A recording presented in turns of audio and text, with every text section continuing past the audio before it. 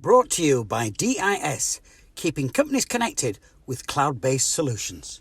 Come on, City. Stuart, good to chat with you again. I know we spoke about it on Saturday after the game with Reece's injury, but now the club have put out a statement just confirming the length of time in which he's at least going to be out now, which is 12 weeks. Just how disappointing is that for him and the club as well? Yeah, first and foremost, obviously for the young lad. He's down in London today being assessed properly by the specialist.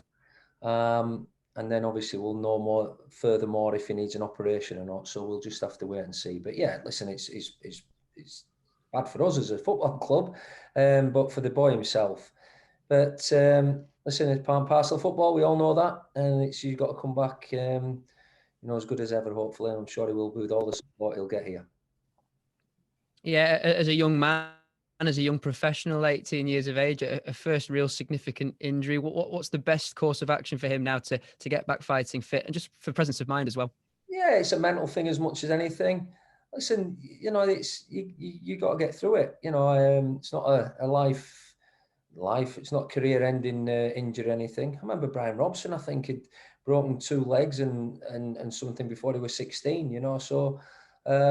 It's things you get on with, you deal with. You've got to have the support, the mental and physical work that you will do. But again, I was out 11 months with a knee injury. So 4 months is long enough without a doubt. But it's a muscular injury. It's not like a serious knee ligament injury or break or anything. So, but they can be as bad. I know that, but. No, it's just about when he gets back, if he has an operation, then working through that. If he doesn't have an operation, then just exactly the same, but be guided by the specialists and obviously the physios. What does it mean now then for the way that you set up your system, your shape? Do you alter things now? Reece is going to be out for a significant period of time. Possibly. Yeah, I mean, listen, there's no doubt when we decided to go 3 at the back and we're going to try to play out from the back, then Reece was a key component of that. But we look what we've got at the minute, and we're struggling in a few departments, if I'm honest. But we've just got to come up with the best solution, whatever that may be, and we'll work around that. On the solution side of things, does it present opportunities at all for someone like maybe George Sakura to put his name forward, or Finn Cousin-Dawson, who can play in that position?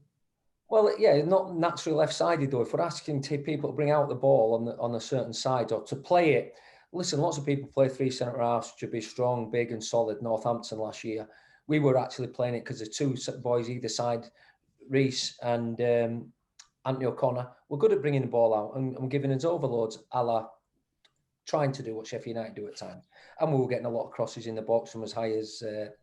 Our higher up wing backs, Woody, Bryce, Tyler, whatever it may be. We've had a lot of opportunities created by them. But yeah, it's a different.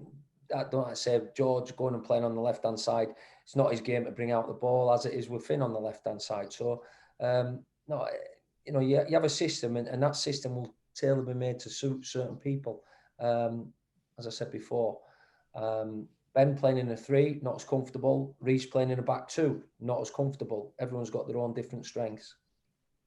Does that now then make a centre half or a ball playing centre half a priority in the January window now? It has been in the last month going to be a priority, but obviously more so left-sided one probably. Don't have to be ball playing. As I said, once we start going into the winter months and the pitches chew up, then.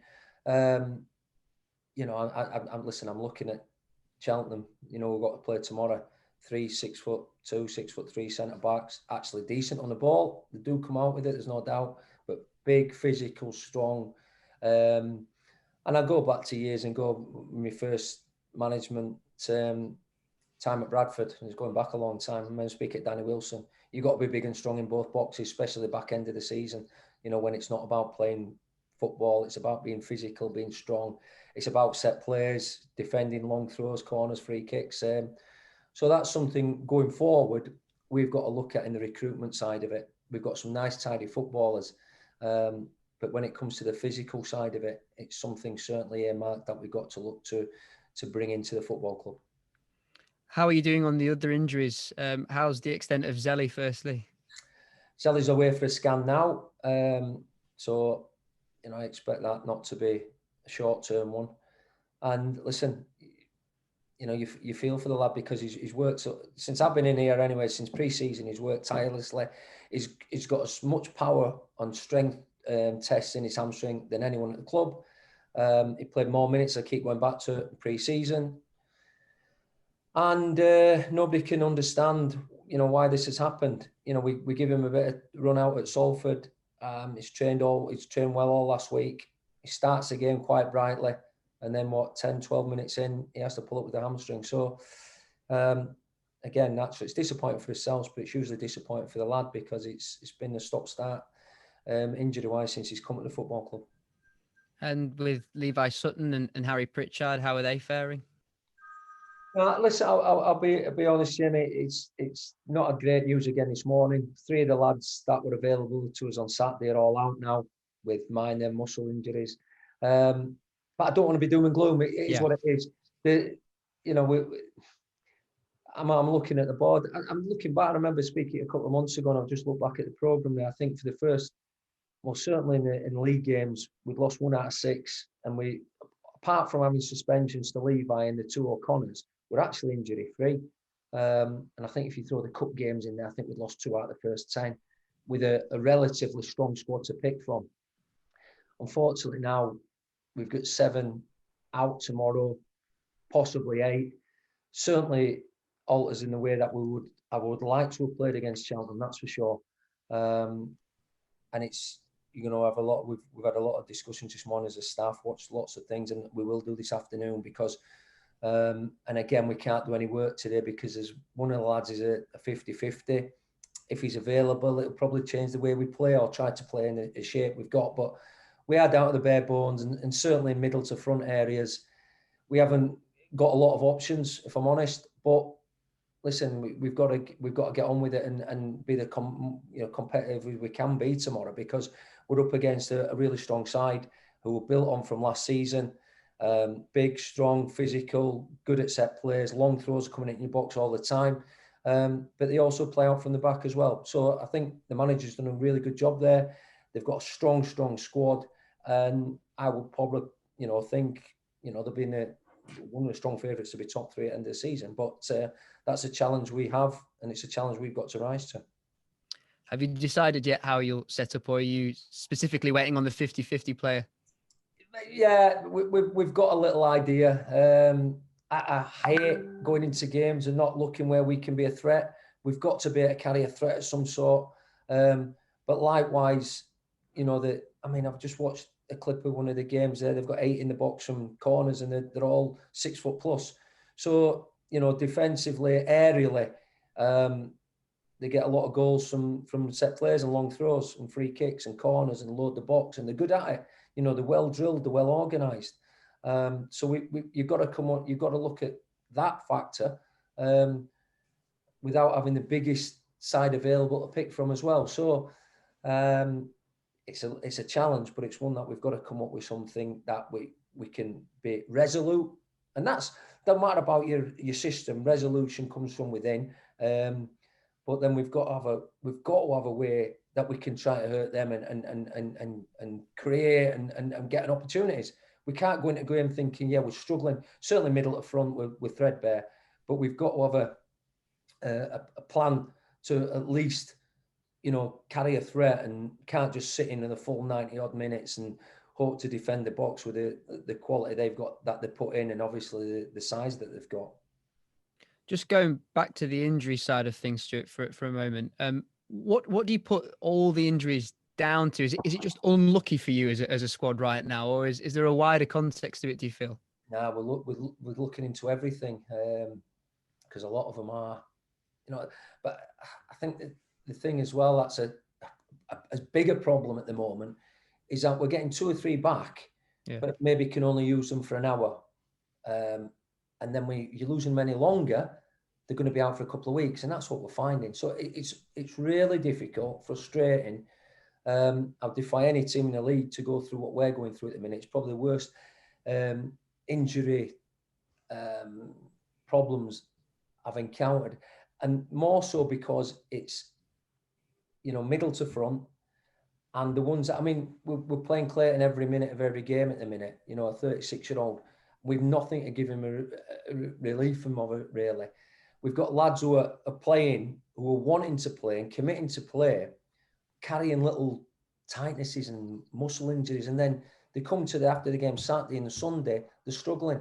Yeah. And then you look at what's happened to Reece Thornton, and you look what's happened to Zelly, you look what happened to Gareth Elvins when he tried to come back slightly early from in training. It's just so hugely frustrating at this moment in time. We would have used, if it had been 5 subs on Saturday in the Cup, we would have used all of them. I would imagine come tomorrow, I would imagine use all 5 substitutes tomorrow, because there'll be lads that are probably starting that I'm getting told can only do maybe an hour. We had earmarked Zelly for an hour, and he gets 12 minutes. We'd earmarked Reece Thornton for an hour, he gets 53 minutes. So it is challenging, there's no doubt about that. But in that, the people that are going on the park have got to take their opportunities, and it's tough times, but it's ones that we've just got to batten down the hatches and drive through it and be the best we actually can, and be difficult to beat, but also, as I say, try to carry a threat and score. We've just spoken to Clayton, and specifically about him at 36 years of age, knowing his body better than anyone else, having a vast career of understanding injuries. How important is it for you as a manager to have that dialogue with a player who fully understands his own body and his limitations and his expectations, maybe in contrast to someone who is at the early stage of their career, who is dead keen to get out in the field, but hasn't got that air of hesitancy because they know what injuries could incur? Yeah, of course, experience. That's exactly what you said. You know your own body, but needs must at the minute, and he's having to play. And again, he's one of the markers in the team. You even go to. I mean, I watched the Chelsea game, Tottenham yesterday, and they're discussing the last 10 minutes. And normally people think, well, you just get your best players on the park, but they're on about taking Abrahams off and being Giroud on, because they're looking at the marking, they're looking at the size of Tottenham, set pieces, etc., etc. And it's a key part of any game, especially at our level. There's so many goals scored with set players, and at the minute, Clates is another one who picks up. We've got a relatively smallish team squad, if you like, a lot of footballers. So that's something we're going to try to address in the coming windows, without a doubt. The Wolves-Arsenal game after the Chelsea-Spurs game caused the head injury to Raul Jimenez, and there's been a preceding amount of conversation about Troy Deeney on TalkSport this morning talking about how more responsibility needs to be handed to the players in those circumstances. What's your take on that conundrum at the moment? It's been going on for a long time. There's no doubt about that. I mean, the clash, the sound was sickening. How both players didn't come off there and then, I was amazed, to be honest. Obviously, Louis stayed on to half time, and unfortunately for the Wolves player, he's had a serious injury. But I think anything like that. Again, I'm like you, I listen to TalkSport and I listen to other people talking about the past experience. I think Stephen Warnock was on the TV this morning. I've had head knocks, and it depends what type of player. I just want to get on with the game, but then afterwards feel a little bit. So, but it did a few years ago get taken out your hands, and it was once if you lose consciousness, then you were out for 2 weeks. It was a gimme, and then it started changing a little bit, different rules. But yeah, it's something everyone's got to look at as a manager. You're always wanting to keep people on the park, but listen, it's about player safety. There's no doubt about it. More important than a single result. So you've got to do what's right for the player. Yeah, do you feel like there could be more to come in that respect, that there needs to be more precaution taken surrounding head injuries? Yeah, possibly. Yeah, as I said, they did a few years ago. If you lose consciousness, now sometimes a lad will go down and then bang his head, and in maybe a couple of seconds, but that's enough apparently. And once you've done that, because listen, I've been there as a manager and years back, and somebody's gone down, had an head knock, but he wants to carry on.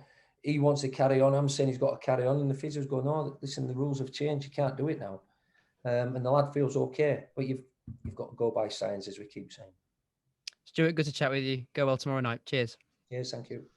Stuart, you were very forthright after the game about the performance, and you said you wanted to see more energy and more just better play, really. Have you seen a response from the players in the short time you've had so far? No, but to be honest, today they've done is the lads that played with a little passing drill, and we can't afford to do anything. Honestly, we're down to the bare bones in training, and some of the lads were not playing one. We've had a small five-a-side, but it's almost non-contact because we're struggling so much with injuries.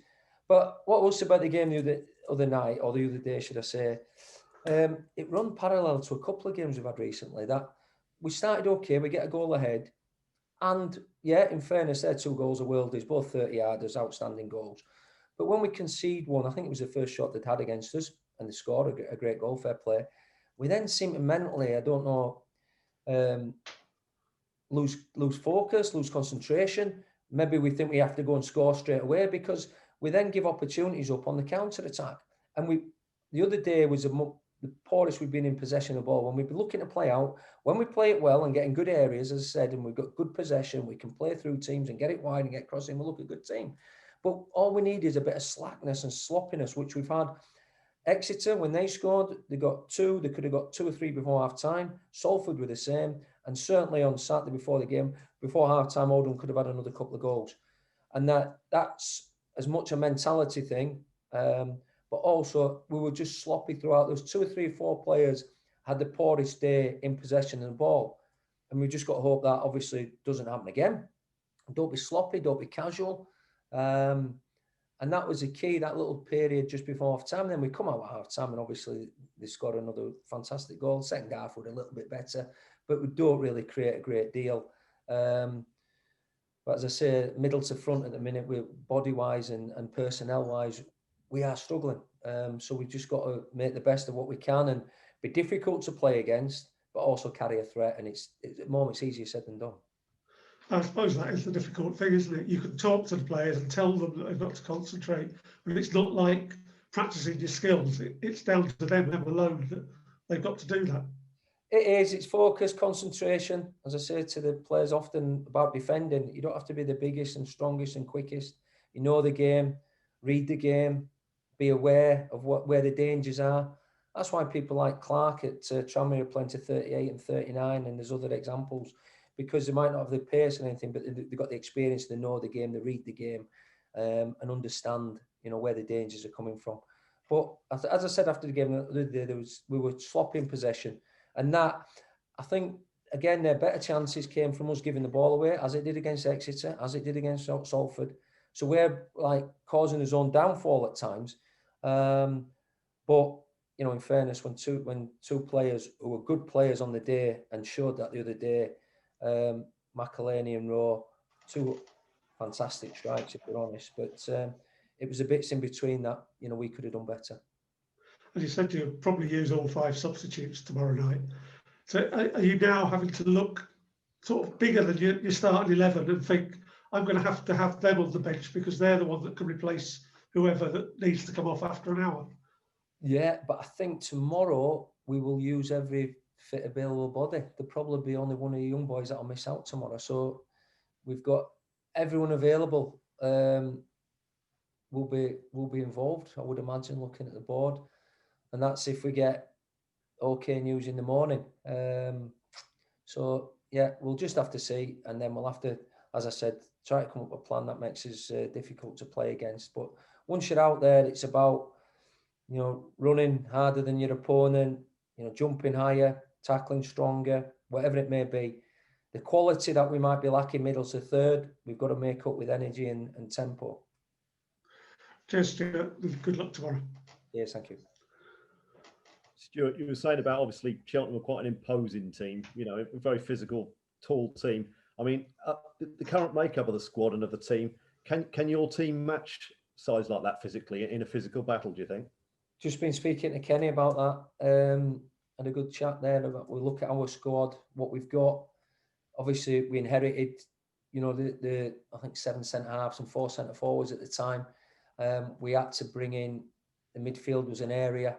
And certainly in that area, we knew we were probably like to start with a big physical presence, but the way we wanted to approach the game, with Cook, Elliott,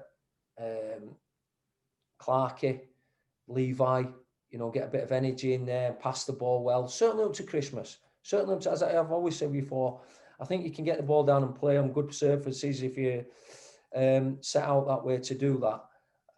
Thereafter, when you go into the sort of winter months and the pitches deteriorate, you need a bit more physical presence certainly in there. And, that's an area. Obviously, we put Anthony O'Connor in there on Saturday, but it was a different game. He didn't go in just as a holding midfielder. He had a lot of work to do in there against their midfield 3 rotation or diamond to start with. So it's an area, and I've got at this level. I think you've got to look at that. You've got to look at seeing, teams can play the way out, but when it comes down to the physicalities of set plays, I mean, we're missing, for example, even a Novak and a Guthrie at the start of the season, or a Novak and a Donaldson up front, our physicality up there, ball's not coming straight back. So you've got to try to find a different way. We haven't got imposing big fullbacks. Now, Tyler can come into that as a wing back, 6'2". The 3/4 centre halves that we've got are reasonable sizes, although Finn and George are not huge imposing ones like 6'3" and that. They're okay in the air. But your Anthony, Pordy and Ben are the stronger ones, aerial, obviously. But we do miss in certain. I look at the team last year that the Bradford put out against them, and you get like say big Kelvin Mellor in there with the 3 centre halves, which helps so much when the game's so tight. If the game's going to be really tight, and it's going to, which a few games this season have with Cheltenham ended up, maybe with a long throw or a flick on and a corner. It is it's a key area of the game. Obviously, you're saying about the weekend about tough times, need tough characters. I mean, for yourself as a manager, when your team's in this situation, particularly when you're sort of restricted of who you can play, I mean, how difficult is it to sort of pick yourself up and sort of see a light at the end of the tunnel currently? You've just got, because I've been through times, maybe not as bad as this injury-wise, but certainly difficult times. And there's no other option, really.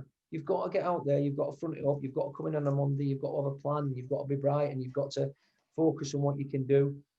And just believe in that, not long round the corner, a little bit more reinforcements come back. We get a couple of results. I mean, I know it's different and it's easy saying it. Listen to Neil Lennon again yesterday. You can talk all you want about you think you're going to turn a corner soon, but it's got to start happening. Again, we are,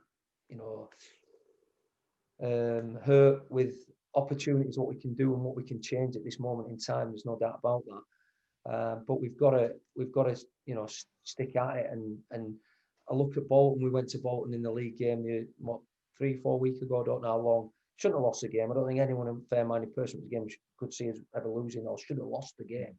And they've now won 4 on the bounce.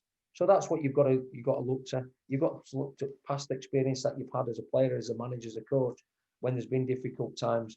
But we could do with just a little bit of luck turning our way and getting something and trying to build. But there's a long way to go, as I said, and there'll be certainly changes in January when we get to the window. And I keep saying hopefully we'll get players back, but we seem to be getting maybe 1 back, and then from Saturday, we got 3 out of the 18, which is it's tough and challenging. But what's the other options? You see what's going on in the world today. You get on with it. And a phrase I heard the other night, and all this young phrase, it is what it is. I know it's a lot, but it is what it is at the minute, and you've just got to get on with it, and you've got to do your actual best, and you've got to be prepared, and you've got to be prepared for a battle, mentally and physically, and a challenge, and stick at it and keep going, because when you get the results, things can look a brighter place naturally. As you say, when it's a challenge as big as it currently is, if you can get through it, as and when you do, I suppose it feels more satisfying as a result, doesn't it? Because you've had to really fight hard, Yeah, 100%. Yeah, I mean, I've got to be honest. If we're going through this now with a fully fit squad or just a couple missing, it would be really, really concerning. But you do see, people hopefully available. That's going to be available, make us better once they get up and running. We keep saying this. It's been a stop-start season for too many of the players. But we've just got to. Listen, we've got to do the best. Like I said, the other option is to go lie down, and not have a fight in us. So have a fight in us, do the best we can, keep battling, keep believing, and let's get this turned around. Brought to you by DIS, keeping companies connected with cloud-based solutions. Come on, City!